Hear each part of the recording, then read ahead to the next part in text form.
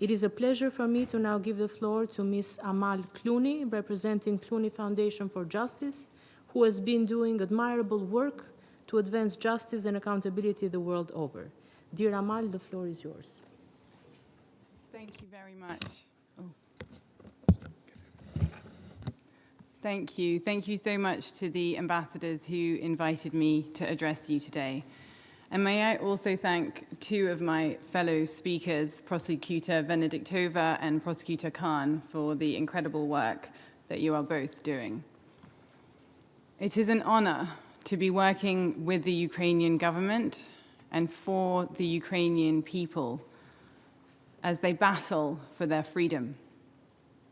When the government asked me to provide some advice on the ways to pursue justice, I felt, I think, as many lawyers do, not just that there might be an opportunity to help, but that there's actually a duty to do so. Because, Excellencies, Ukraine is today a slaughterhouse, right in the heart of Europe.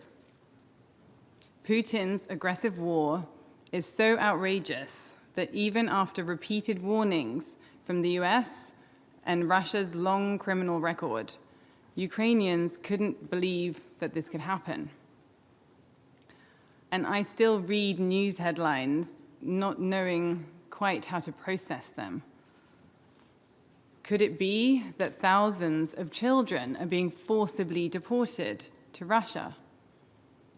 Could it be that teenage girls are being raped in the street in front of their family and their neighbors? Was a building that had the word children on it really bombed? And are civilians today in Mariupol systematically being tortured and starved to death? Unfortunately, the answer is yes. And the world has responded.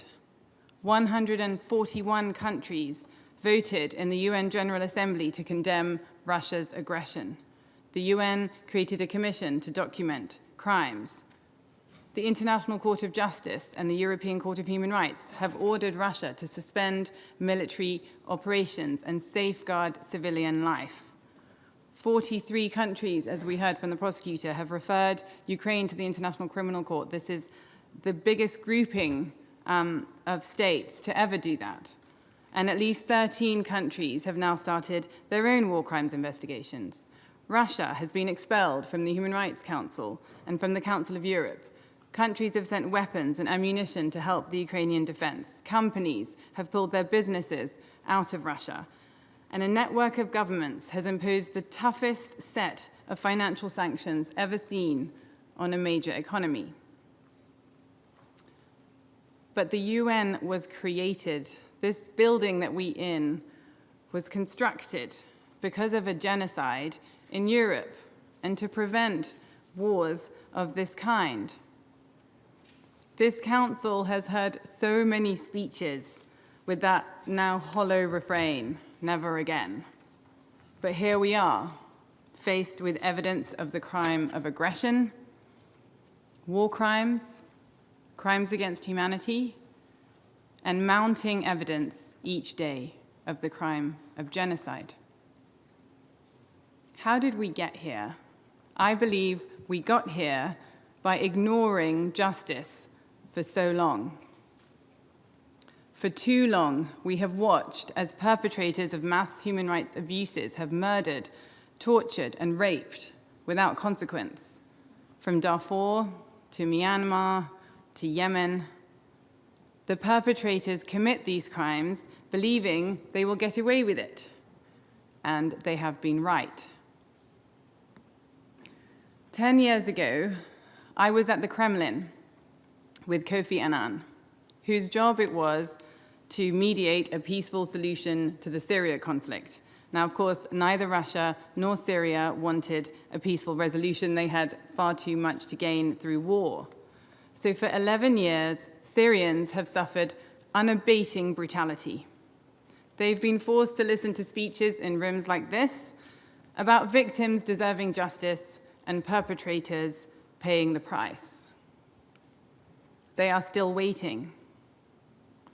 And as I've watched the coverage of the Bucha massacre, It reminds me of the Hula massacre in Syria.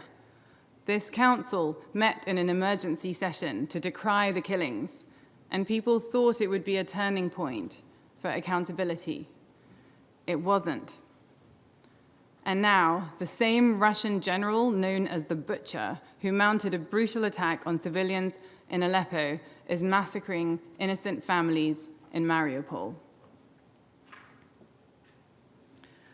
What worries me as I sit here today is that the resolute action we've seen in the first 50 days of this war will turn out to be the high point instead of the starting point of the legal and diplomatic response. That your actions will slowly fade into a predictable pattern, a wealth of investigations and committees and reports, but a dearth of prosecutions and convictions and sentences. Politicians calling for justice but not delivering it. My fear is that you will get busy and distracted, and that each day there'll be a little bit less coverage of the war, and people will become a little bit more numb to it, and that Ukraine will end up alone in pursuing the perpetrators of these atrocities. We cannot let that happen. Every state that professes to respect human rights must make sure that it does not become a safe haven for war criminals. Perpetrators should face arrest in every port, and Ukrainians should have access to the billions of dollars they will need to rebuild their state. So let this be a long-awaited turning point. For the sake of Ukraine and the credibility of this institution, let us sustain and escalate the momentum so that a better system of justice is within reach. A Canadian judge once said that it's not what you stand for that's important, but what you stand up for. And standing up for Ukraine means that governments should be taking concrete steps towards justice. Standing up for Ukraine means that states should support the International Criminal Court, clearly and unequivocally. That means the United States should drop unprincipled objections to the court's jurisdiction and offer, along with others, the resources and evidence that is needed to support the prosecutor's work.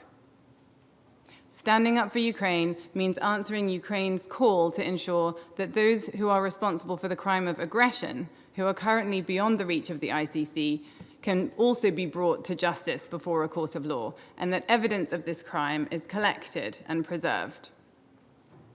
Standing up for Ukraine means that states should be filing interventions in support of Ukraine's cases against Russia at the International Court of Justice and the European Court of Human Rights.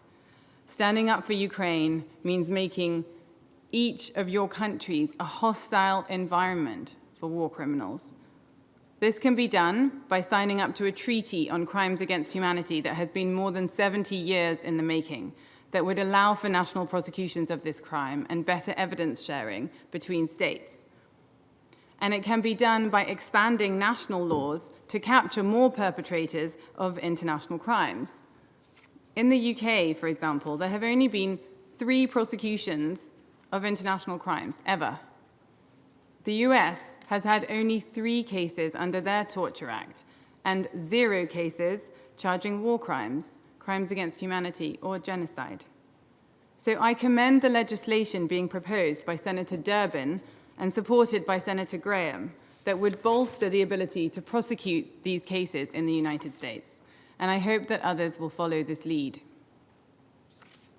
Excellencies, standing up for Ukraine also means that the UN General Assembly should make clear that sovereign immunity should not prevent Russian state assets being made available to Ukraine and its people, and that the assets of all those who support this war are at risk. Standing up for Ukraine means that the United Nations should establish a compensation commission so that Ukrainians after this war can have a chance to rebuild their lives. And standing up for Ukraine means extending a welcoming hand to its refugees until it's safe enough for them to go home. Excellencies, when President Zelensky addressed the Security Council, he compared Russia's soldiers to ISIS. Well, I have spent the last 7 years representing victims of ISIS's genocide. Our great success was that this body, the UN Security Council, in a rare show of unity, agreed to set up an investigation. This happened the year that my children were born, and I remember very well coming to the council to watch the vote. It was my first trip as a working mother. But my children are now almost 5. And so far, most of the evidence that has been collected by the UN is in storage, because there is no international court to put ISIS on trial. And when survivors ask me to explain how can this be, I can only say I am ashamed. I am ashamed that there is no system of justice to respond to mass rape and mass slaughter. But I believe that today we have an opportunity to change this, and that we must do, because there is no greater value that the UN could promote than the rule of law. And it is under serious threat when those who commit the most heinous crimes are not held accountable for them. We often speak of what the international community should do to address the horrors of war, but it's not institutions who act. It's individuals with a conscience who are determined enough to make a difference. Peace, like war, must be waged. It doesn't just happen. And justice, too, is something we have to fight for. I'd like to end with a reflection from the very first international case that I worked on. As a young lawyer in The Hague, I was assigned to the trial of Slobodan Milosevic, whose murderous campaign to create a greater Serbia is today being compared to Russia's ambitions over Ukraine. Milosevic, as many of you know, was the first head of state to be put on trial in an international court. No one thought it possible that a former president could be in the dock in The Hague facing genocide charges. But it happened. And eventually, his 2 henchmen, Ratko Mladic and Radovan Karadzic, followed him there. They are today serving life sentences for their crimes. So sometimes, justice takes time. You may have to wait for someone to be out of office. You may have to wait for some of their underlings to defect. You may have to wait for them to get old or to travel. But if we remain very focused and very resolute, justice may yet be within our reach. Thank you. I thank Ms. Clooney for such an insightful contribution and the continuous help in prosecuting and holding to account those responsible for war crimes. This is indeed, and should be indeed, a turning point to stand up for Ukraine, but to also stand up for the international-based order and restore the confidence and credibility of the international law and of multilateralism that has been so severely damaged by Russia's war of choice, but also from what we have not done in the past that perhaps is leading up to what we're seeing today.